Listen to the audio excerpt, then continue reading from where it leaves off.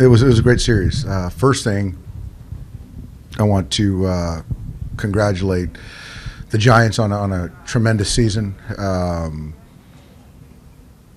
Best record in all of baseball, and it was just great every time we played those guys, and just bringing that rivalry back to life, really, and playing for relevance, and that was great. So to Gabe, to the organization, to Farhan, the players, coaches, staff, it was congratulations. As far as the series, it's kind of what we expected, to come down.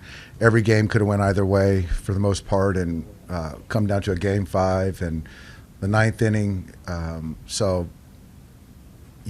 Just a great series, and the energy here was a lot of fun. And just to see our guys step up and win a ball game, obviously was huge. Next question for Doc. We'll go right here in the back. Hey, Dave.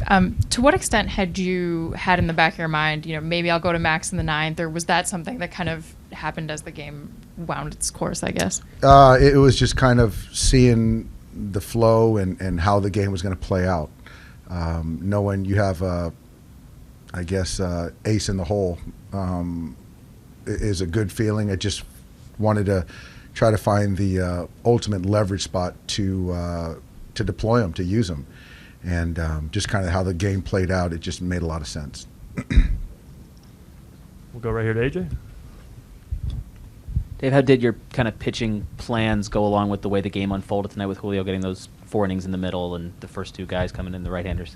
Well, I thought Corey did a really nice job of getting out of that inning. I don't think he had really good fastball command, and they took some good swings, but fortunately we got out of it. I like the run right there that Brewstar had, and for him to put up a 0 and kind of clear the pitcher spot, which we did, and give Julio a run, and he went 4 innings and went deep into the game, got us deep into the game, and he pitched his tail off, and certainly unconventional, but I give him so much credit for taking the baseball when asked to and pitching really well. So after that, it was more of, I just felt that part of the lineup, Buster looming and Ruff and just those guys, I just felt that to kind of go to Trinan right there to shorten the game, I felt that was the right decision. And after that, I was trying to shorten the game, and that's why I went to Kenley after that. Go to Bill here on the left. What can you say about Bellinger's at bat there to drive in the go-ahead run? And even for me, it's like going into that last the at bat prior where he punched, and I think he saw close to 10 pitches, and he grinded and competed. And that last at bat, there was just fight in there. It wasn't about mechanics. It was just about a fight. It was me versus you, Cody, versus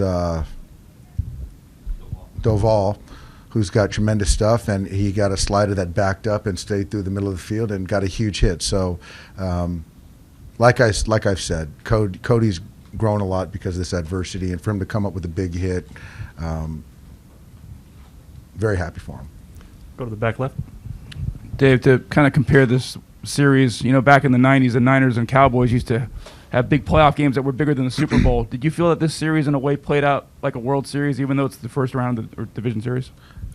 I think what great ball clubs have the ability to do is understand the gravity of a moment, a series in this case, give everything they have to that moment or series, which we did, which it was a huge series, but also understand that our job's not done. So we poured everything we could into this series, and it took everything we had to beat these guys. But we have a day to reset, and now our focus turns to the Braves. Go to the front here.